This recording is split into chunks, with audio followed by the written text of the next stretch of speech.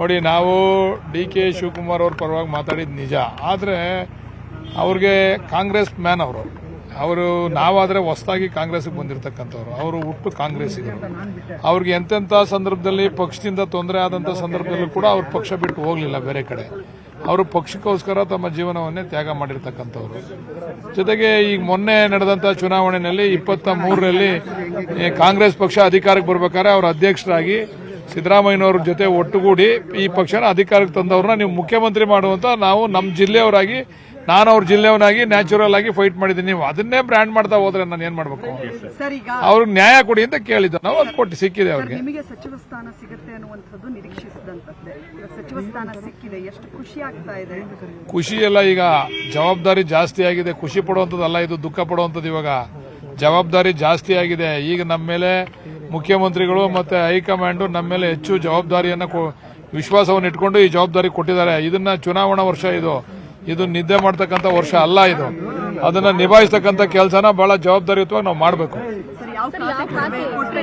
ಮುಖ್ಯಮಂತ್ರಿನೇ ನಮ್ಮ ಖಾತೆ, ಅವ್ರದೇ ಇರ್ಬೇಕಾದ್ರೆ ಮುಖ್ಯಮಂತ್ರಿನೇ ಇರ್ಬೇಕಾದ್ರೆ ನನಗೆ ಯಾವ ಖಾತೆ ಕೊಟ್ರೆ, ಅವ್ರಿಗೆ ಇಷ್ಟಪಟ್ಟು ಯಾವ ಖಾತೆ ಕೊಟ್ಟರು ಕೂಡ ಪಕ್ಷಕ್ಕೆ ಅವ್ರಿಗೆ ಗೌರವ ತರ್ತಕ್ಕಂಥ ಕೆಲಸ ಮಾಡ್ತಾರೆ. ಈಗ ಒಂದು ಒಕ್ಕಲಿಗರ ಒಂದು ಅಸಮಾಧಾನ ಇದೆ, ಯಾಕಂದ್ರೆ ಪ್ರಿಯಕೃಷ್ಣ ಅವರು ಖಂಡಿತ ಕೊಡಬೇಕಿತ್ತು ಬೇಡಿಕೆ ಇದೆ, ರಾಜೀನಾಮೆ ಕೊಡ್ಲಿಕ್ಕೆ ಮುಂದಾಗಿದೆ ಸರ್ ಅವರೆಲ್ಲ. ಖಂಡಿತ ಇರ್ಲಿ, ಬೇಸರ ಇರ್ತದೆ. ನೋಡೋಣ, ಮುಂದೆ ಅದ್ರ ಬಗ್ಗೆ ಸಾಧಕ ಬಾಧಕ ಚರ್ಚೆ ಮಾಡೋಣ. ಅದು ಗೊತ್ತಿಲ್ಲ ಮೇಡಮ್, ಈಗ ಗೊತ್ತಾಯ್ತು ನನಗೆ. ಅದನ್ನ ನಾನು ಮಾತಾಡೋಷ್ಟು ದೊಡ್ಡವನಲ್ಲ. ಅದು ಹೈಕಮಾಂಡ್ ಮತ್ತೆ ಹಿರಿಯರು ಸೂಕ್ತವಾದಂತ ವ್ಯಕ್ತಿಗಳು ಮಾತಾಡ್ತಾರೆ. ಅದಕ್ಕೆ ಥ್ಯಾಂಕ್ ಯು. ನೋಡಿ, ನಾವು ಡಿ.ಕೆ. ಶಿವಕುಮಾರ್ ಅವ್ರ ಪರವಾಗಿ ಮಾತಾಡಿದ ನಿಜ. ಆದರೆ ಅವ್ರಿಗೆ ಕಾಂಗ್ರೆಸ್ ಮ್ಯಾನ್ ಅವರು ನಾವಾದರೆ ಹೊಸದಾಗಿ ಕಾಂಗ್ರೆಸ್ಗೆ ಬಂದಿರತಕ್ಕಂಥವ್ರು. ಅವರು ಹುಟ್ಟು ಕಾಂಗ್ರೆಸ್ಸಿಗರು. ಅವ್ರಿಗೆ ಎಂತೆಂಥ ಸಂದರ್ಭದಲ್ಲಿ ಪಕ್ಷದಿಂದ ತೊಂದರೆ ಆದಂಥ ಸಂದರ್ಭದಲ್ಲೂ ಕೂಡ ಅವ್ರ ಪಕ್ಷ ಬಿಟ್ಟು ಹೋಗಲಿಲ್ಲ ಬೇರೆ ಕಡೆ. ಅವರು ಪಕ್ಷಕ್ಕೋಸ್ಕರ ತಮ್ಮ ಜೀವನವನ್ನೇ ತ್ಯಾಗ ಮಾಡಿರ್ತಕ್ಕಂಥವ್ರು. ಜೊತೆಗೆ ಈಗ ಮೊನ್ನೆ ನಡೆದಂಥ ಚುನಾವಣೆಯಲ್ಲಿ 23ರಲ್ಲಿ ಕಾಂಗ್ರೆಸ್ ಪಕ್ಷ ಅಧಿಕಾರಕ್ಕೆ ಬರಬೇಕಾದ್ರೆ ಅವರ ಅಧ್ಯಕ್ಷರಾಗಿ ಸಿದ್ದರಾಮಯ್ಯನವ್ರ ಜೊತೆ ಒಟ್ಟುಗೂಡಿ ಈ ಪಕ್ಷನ ಅಧಿಕಾರಕ್ಕೆ ತಂದವ್ರನ್ನ ನೀವು ಮುಖ್ಯಮಂತ್ರಿ ಮಾಡುವಂತ ನಾವು ನಮ್ಮ ಜಿಲ್ಲೆಯವರಾಗಿ, ನಾನು ಅವ್ರ ಜಿಲ್ಲೆಯವನಾಗಿ ನ್ಯಾಚುರಲ್ ಆಗಿ ಫೈಟ್ ಮಾಡಿದ್ದೀನಿ. ನೀವು ಅದನ್ನೇ ಬ್ರ್ಯಾಂಡ್ ಮಾಡ್ತಾ ಹೋದ್ರೆ ನಾನು ಏನ್ ಮಾಡ್ಬೇಕು? ಅವ್ರಿಗೆ ನ್ಯಾಯ ಕೊಡಿ ಅಂತ ಕೇಳಿದ್ದ, ನಾವು ಅದು ಕೊಟ್ಟು ಸಿಕ್ಕಿದೆ. ಅವ್ರಿಗೆ ನಿಮಗೆ ಸಚಿವ ಸ್ಥಾನ ಸಿಗುತ್ತೆ ಅನ್ನುವಂಥದ್ದು ನಿರೀಕ್ಷಿಸಿದಂತದ್ದೇ. ಸಚಿವ ಸ್ಥಾನ ಸಿಕ್ಕಿದೆ, ಎಷ್ಟು ಖುಷಿ ಆಗ್ತಾ ಇದೆ?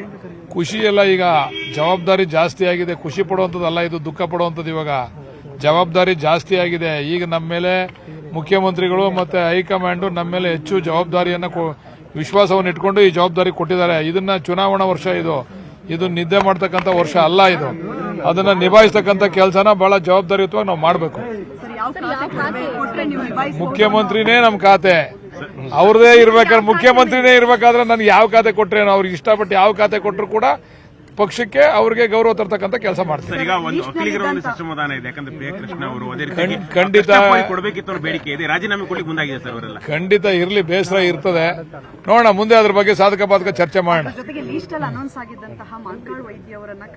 ಅದು ಗೊತ್ತಿಲ್ಲ ಮೇಡಮ್, ಈಗ ಗೊತ್ತಾಯ್ತು ನನಗೆ. ಅದನ್ನ ನಾನು ಮಾತಾಡೋಷ್ಟು ದೊಡ್ಡವನಲ್ಲ. ಅದು ಹೈಕಮಾಂಡ್ ಮತ್ತೆ ಹಿರಿಯರು ಸೂಕ್ತವಾದಂತ ವ್ಯಕ್ತಿಗಳು ಮಾತಾಡ್ತಾರೆ. ಅದಕ್ಕೆ ಥ್ಯಾಂಕ್ ಯು.